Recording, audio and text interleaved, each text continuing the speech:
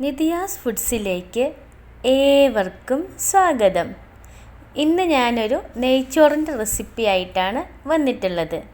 വീഡിയോയിലോട്ട് പോകുന്നതിന് മുന്നേ എൻ്റെ ചാനൽ സബ്സ്ക്രൈബ് ചെയ്യാത്തവരാണെങ്കിൽ ഒന്ന് സബ്സ്ക്രൈബ് ചെയ്തേക്കണേ. നെയ്ച്ചോറ് ഉണ്ടാക്കുന്നതിന് വേണ്ടി ഒരു കുക്കർ ഞാനിവിടെ ചൂടാവാൻ വച്ചിട്ടുണ്ട്. ചൂടായി വന്നു കഴിഞ്ഞാൽ ഇതിലേക്ക് 5 ടേബിൾ സ്പൂൺ നെയ്യ് ഒഴിച്ചു കൊടുക്കുക. നെയ്യ് ചൂടായി വന്നു കഴിഞ്ഞാൽ ഗാർണിഷിന് ആവശ്യമായ സാധനങ്ങൾ വറുത്തെടുക്കാം. മീഡിയം സൈസിലുള്ള ഒരു സവോള കനം കുറഞ്ഞരിഞ്ഞത് ഇട്ട് കൊടുക്കുക. ഇനി ഇതൊന്ന് ഫ്രൈ ചെയ്തെടുക്കാം. ഉള്ളി ഫ്രൈ ആയി വന്നു കഴിഞ്ഞാൽ കോരി മാറ്റിയതിന് ശേഷം ഇനി ഇതിലേക്ക് കാഷ്യൂ നട്ട് ചേർത്ത് ഒന്ന് ഫ്രൈ ആക്കി എടുക്കാം. കാഷ്യൂ നട്ട് കൂടി ഫ്രൈ ആയി വന്നു കഴിഞ്ഞാൽ ഇനി ഇതിലേക്ക് ഉണക്കമുന്തിരി കൂടി ചേർത്ത് ഫ്രൈ ആക്കിയെടുത്ത് കോരി മാറ്റാം. മൊത്തം നമ്മൾ 7 ടേബിൾ സ്പൂൺ നെയ്യാണ് യൂസ് ചെയ്തിരുന്നത്. അതിൽ 5 ടേബിൾ സ്പൂൺ ഗാർണിഷിനുള്ള സാധനങ്ങൾ വഴറ്റുന്ന സമയത്ത് നമ്മൾ ഒഴിച്ചിരുന്നു.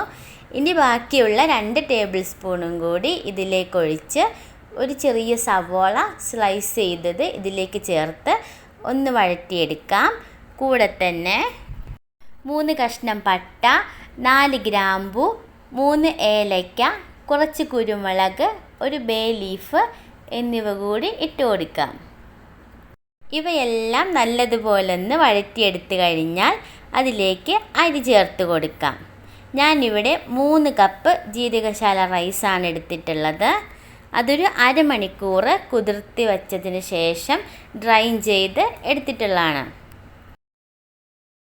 ഇനി ഇത് കുക്കറിലേക്ക് ഇട്ട് കൊടുത്ത് നമുക്കൊന്ന് വറുത്തെടുക്കാം. ഇങ്ങനെ ചെയ്യുമ്പോൾ അരികൾ തമ്മിൽ പരസ്പരം ഒട്ടിപ്പിടിക്കാതിരിക്കും. 3-4 മിനിറ്റ് വറുത്തതിന് ശേഷം ഇനി അതിലേക്ക് ആവശ്യമായ വെള്ളം ചേർത്ത് കൊടുക്കാം. 1 കപ്പ് അരിക്ക് 1.5 കപ്പ് വെള്ളം എന്ന കണക്കിലാണ് വെള്ളം ചേർത്ത് കൊടുക്കേണ്ടത്. ഞാനിവിടെ 3 കപ്പ് അരിയാണ് എടുത്തിട്ടുള്ളത്. അപ്പോൾ ഇതിലേക്ക് 4.5 കപ്പ് തിളച്ച വെള്ളം ചേർത്ത് കൊടുക്കണം. ഒരിക്കലും സാദാ വെള്ളം ചേർത്ത് കൊടുക്കരുത്, തിളച്ച വെള്ളം ചേർത്ത് കൊടുക്കണം. ഇനി ഇതിലേക്ക് 1/4 കപ്പ് ക്യാരറ്റ് ചെറുതായി അരിഞ്ഞതും കുറച്ച് കറിവേപ്പിലയും ആവശ്യത്തിന് ഉപ്പും കൂടി ചേർത്ത് കൊടുക്കാം.